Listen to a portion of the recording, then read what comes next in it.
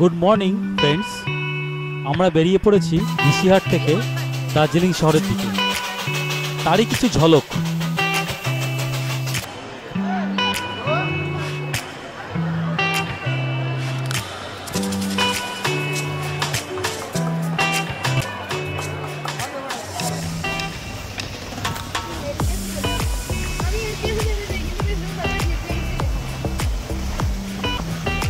আমরা এসে গেলাম গঙ্গামায়া পার্কে।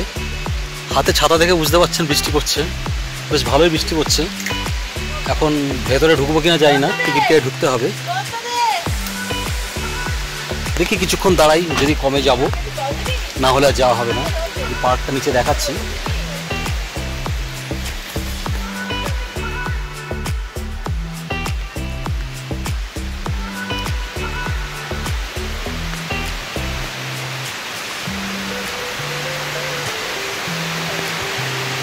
আজকে এখানে সেরকম কোনো গাড়িও আসেনি, খালি আমাদের গাড়িটাই রয়েছে। এই ওয়েদারে না আসাটাই স্বাভাবিক। যাই, কিছুক্ষণ বসে একটু চা খাবো, বৃষ্টি কমলে ভেতরে যাব, না হলে বেরিয়ে পড়বো।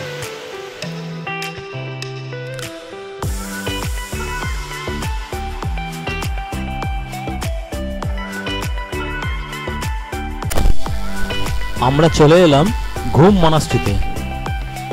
বৃষ্টি তখনও পড়ে চলেছে, সবাই ছাতা নিয়ে ঘুরছে, অগত্যা আমরাও তাই করলাম।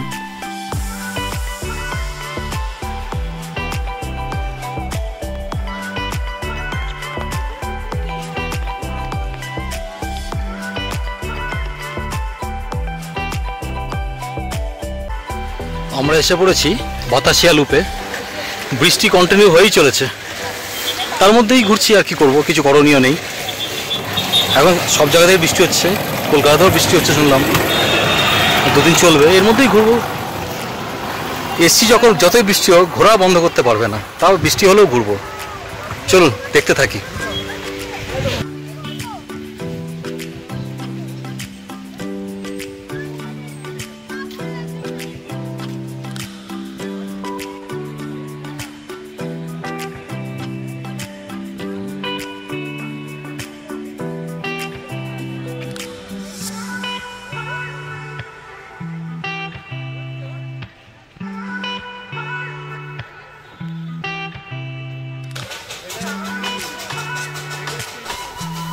হঠাৎ করে টয় ট্রেনেরও দেখা মিলল।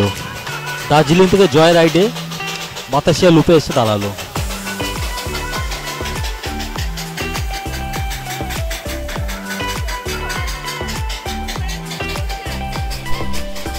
এই বৃষ্টির মধ্যেও প্রচুর পর্যটকের ভিড়। বৃষ্টি কাউকেই দমাতে পারেনি।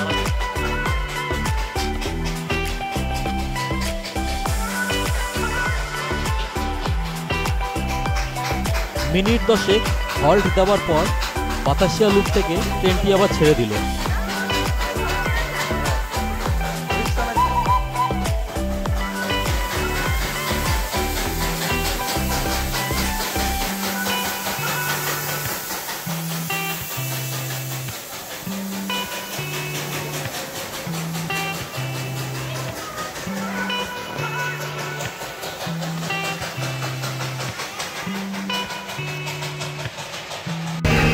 বাতাসিয়া লুপ ঘুরে আমরা উঠে পড়লাম গাড়িতে। এবার আমরা আবার চলেছি দার্জিলিংয়ের দিকে।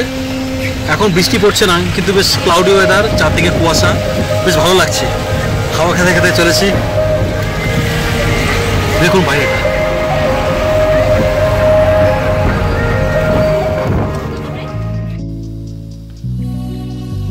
আমরা এসে গেছি আমাদের হোটেল দার্জিলিংয়ে, হোটেল হিল কুইন।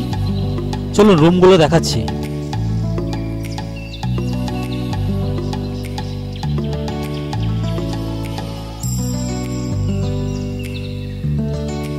ঢুকেই বড় একটা বেড, টিভি রয়েছে, বাঁদিকে টয়লেট, গিজার, বেসিন সবই রয়েছে। আর এই ঘরের বিশেষত্ব হলো এই জানালাটি। এর বাইরে দেখুন ভিউটা। এই সুন্দর ভিউর জন্যই আমরা এই হোটেলটা চুজ করেছি। অবশ্যই এখানে যা যা হোটেল আছে এই লাইনে পরপর সব এরকমই ভিউ পাওয়া যায়। বাঁদিকে একটা ওয়ার্ড্রপ রয়েছে, একটা চেয়ার, একটা টেবিল, একটা ছোট্ট সোফা কাম বেড। এটাকে টেনে সিঙ্গেল একটা বেড বানিয়ে একজন থাকতে পারবে। ঘরটা খুব বেশি বড় নয়, কিন্তু ঠিকঠাক চলে যায়, 2 দিন কাটানোর জন্য ঠিক আছে। আর জানলা দিয়ে ভিউ দেখেই সময়টা কেটে যাবে। হোটেলের ডিটেলসটা, কন্ট্যাক্ট নাম্বার আমি ডেসক্রিপশন বক্সে দিয়ে দেব। দার্জিলিং ম্যাল থেকে আস্তাবল রোড ধরে কিছুটা যেতে হবে, মিনিট 5-7 হাঁটার পরই বাঁ হাতে পড়বে এই হোটেলটি। ভিউটা দেখুন, জাস্ট অসাধারণ।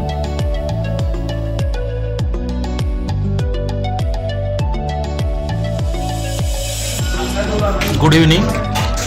আমরা এখন ঢুকেছি দার্জিলিংয়ের হোটেল মহাকালে, 5:30 বাজে। আজকে সেভাবে লাঞ্চ করা হয়নি, অনেক চাইনিজ জাতীয় জিনিস খাচ্ছি এখন। একদম এই সময়টা ভাত খাওয়ার টাইম নেই বলে খেতে ঢুকলাম। খেয়ে আবার বেরোবো, বেরিয়ে আবার রাস্তায় দেখা হবে। খাওয়া দাওয়া পর্ব সেরে আমরা আবার চলে এলাম দার্জিলিং ম্যালে। আলো ঝলমলে দার্জিলিং ম্যাল, বেশ নস্টালজিক লাগছিল। ঠান্ডাও রয়েছে, তাও প্রচুর মানুষ নিজেদের মতো এখানে ঘুরছেন, বেশ ভালো লাগছিল।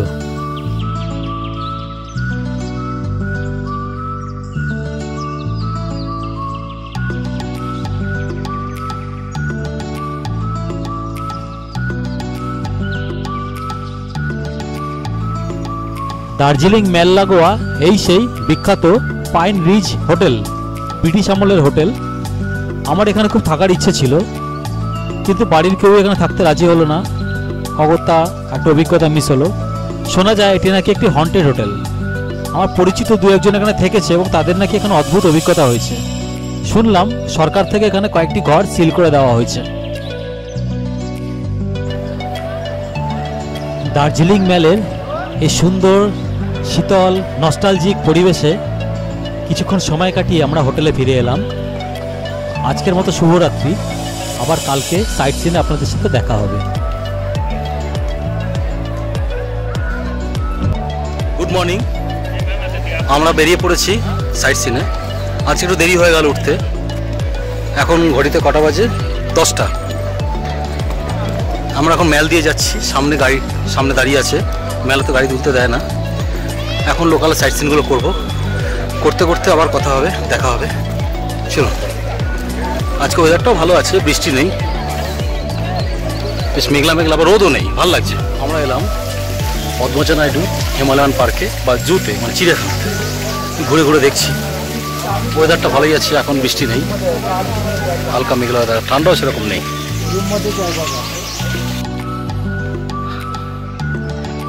আমরা এবার যাচ্ছি মিউজিয়ামে, হিমালয়ান মাউন্টেনিয়ান ইনস্টিটিউট।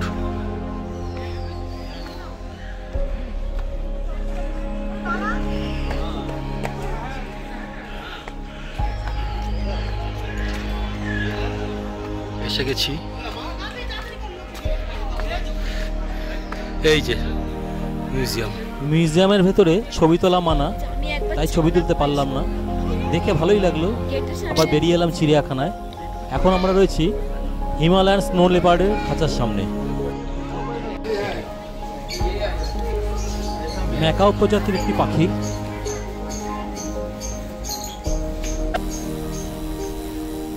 এটি হলো দার্জিলিং টি গার্ডেন, যেখানে পর্যটকদের নিয়ে আসা হয়। আগে ওই জায়গাটা অনেক খোলামেলা ছিল, এখন সামনে দোকান বসে গেছে, পিছন থেকে কিছুটা জায়গা পাঁচিল দিয়ে ঘিরে দেওয়া হয়েছে। পরিবেশটা কেমন কৃত্রিম হয়ে গেছে। আমার যে খুব একটা এখানে কেন জানি না ভালো লাগলো না।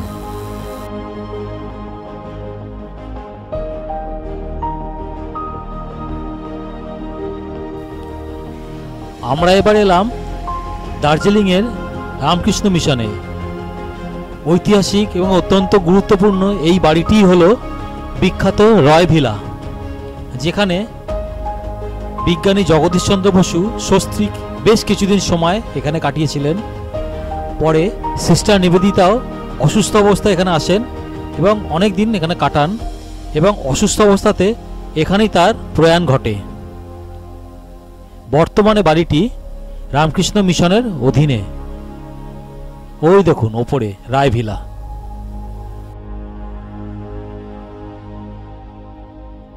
আমরা এখন ভেতরে যেতে পারলাম না, ভেতরে এখন বন্ধ রয়েছে, মেনটেন্যান্সের কাজ চলছে এবং ভাইস প্রেসিডেন্ট এখানে রয়েছেন বলে এখন 30 তারিখ অবধি এটা বন্ধ, তারপরে এটা আবার পাবলিকের জন্য ওপেন হবে, তাই আমরা বেরিয়ে এলাম। আমাদের দার্জিলিং পর্ব এখানেই শেষ হলো। দেখতে দেখতে সুন্দরভাবে 2টো দিন কেটে গেল। এরপর আমরা যাব আমাদের পরবর্তী গন্তব্যে, লামাহাটা পেরিয়ে গুম্বাদারা। সেখানে একটি সুন্দর হোমস্টেতে আমাদের বুকিং আছে। চলুন পরবর্তী পর্বে আমরা সেটাই দেখব। সবাই ভালো থাকবেন। নমস্কার।